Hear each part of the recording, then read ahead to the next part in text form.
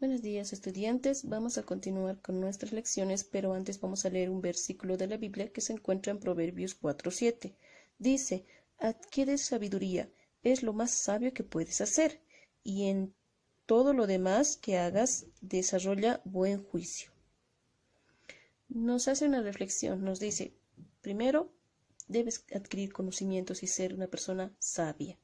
Y lo segundo, cuando tú estés a punto de tomar una decisión, hazlo pensándolo dos veces. Buen juicio nos dice, ¿no?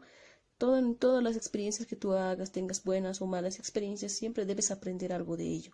Y en base a eso, tomar buenas decisiones en tu vida. ¿Listo? Ahora vamos a continuar con nuestras lecciones. Como ya hemos terminado la parte de sales, ahora nos toca entrar una parte importante en teoría, que es la estructura de la materia, ¿ya? Y especialmente la estructura del átomo. Entonces, en este tema vamos a ver especialmente las características del átomo, ¿ya? Y la estructura de la materia. ¿Qué quiere decir? ¿Por qué va en este sentido? ¿Por qué? Porque de lo más pequeño se va a ir agrupando hasta llegar a obtener algo más grande, que es la materia.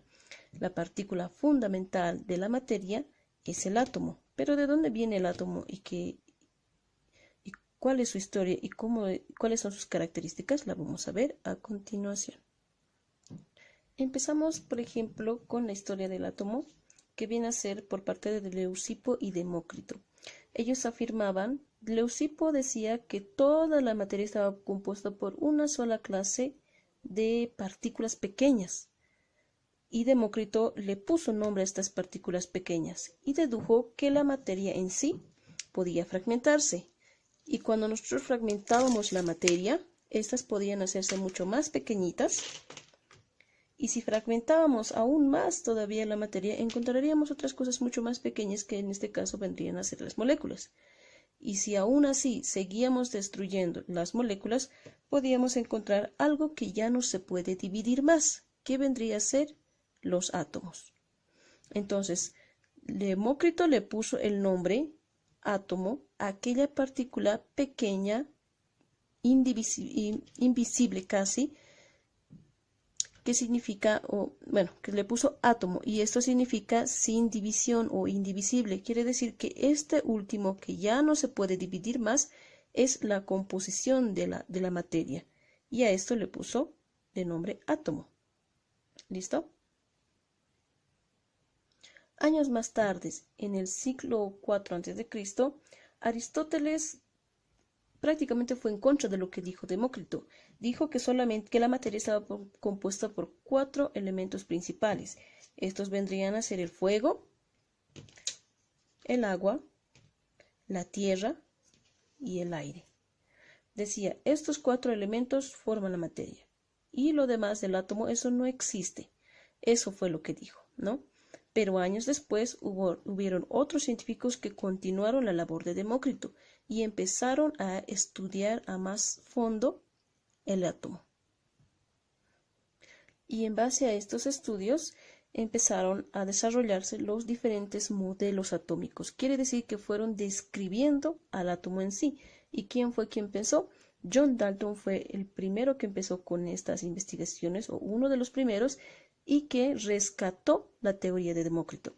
¿Qué decía? Decía que el átomo era lo más pequeño y fundamental de la materia, que no se podía dividir, además que tenía una forma esférica. ¿Listo? Entonces, a esto él le denominaba átomo. Además que decía que no todos los elementos son iguales, que todos los elementos tienen diferente masa, diferente peso, y por ende el átomo también podría ser diferente.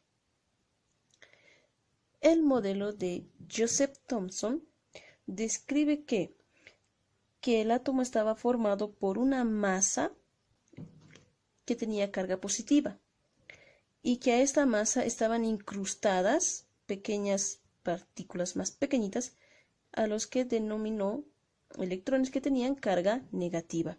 A este modelo se le conoce como el modelo del pudín de pasas, y es el modelo de Joseph Thomson. Quiere decir un montón de más, como si fuera una galleta incrustada con chispas de chocolate, así, que era una masa y que atraía otro tipo de cargas. Si la masa era positiva, atraía a los que son negativos, que en este caso vendrían a ser los electrones.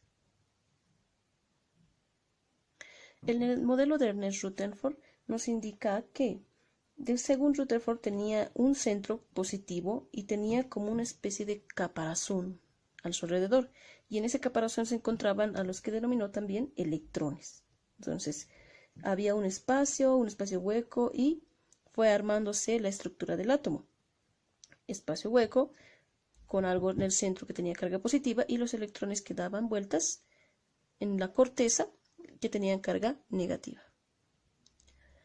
El modelo de Niels Bohr proponía que los electrones se movían alrededor del núcleo con una trayectoria definida, ¿ya? Y que esa corteza definida se le puso el nombre de orbital. ¿Listo? Entonces los electrones daban vuelta en los orbitales y cuando un electrón se movía de una orbital a otro, desprendía energía. Entonces había energía en cuanto estos electrones se movían. Y en el caso último de Schrödinger, ¿ya? Describía más que todo al orbital. ¿Y qué era orbital o a qué se le llamaba orbital? Se le llamaba orbital a la región espacial, a todo esto, en la que existe una probabilidad mayor de encontrar electrones. También dijo que los electrones nunca se quedan quietos, que siempre están en constante movimiento, así que podemos deducir dónde es probable que esté o dónde es menos probable que se encuentre, pero no así deducir la posición exacta del electrón.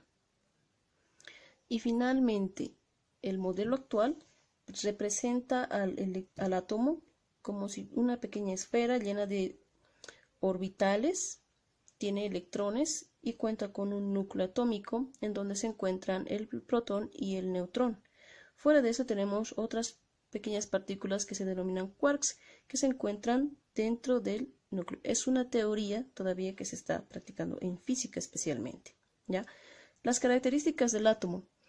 El átomo raramente se encuentra solo en la naturaleza, quiere decir que siempre va a estar de 2 o de 3 unido, como el oxígeno.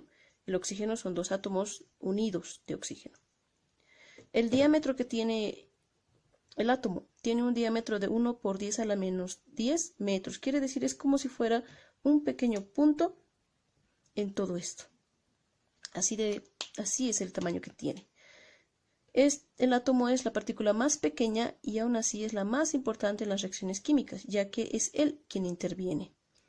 En la naturaleza, el átomo es neutro, pero en algunas condiciones él puede cambiar ese estado neutro a ion, que son negativos, o a catión, que tienen carga positiva.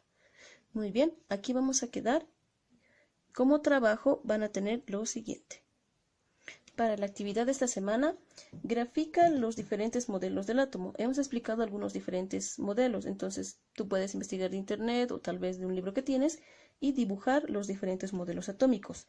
Y lo segundo, realiza una pequeña maqueta de dos modelos atómicos, perdón. Me equivoqué ahí. ¿Ya? Por ejemplo, modelo de Thomson, modelo del pudín de pasas con el que se conoce. Yo he hecho esto con plastilina. Entonces tú puedes hacer eso con el material que tú tengas en casa. Solo 2 modelos nada más. Los que tú quieras. Ahí tienes como 5 modelos para escoger y puedes hacer tú el que quieras. ¿Listo? Las maquetitas, por favor, que no pasen de los 5 o 6 centímetros a lo mucho, o 10 en el peor de los casos. ¿Listo? Nos vemos la siguiente clase.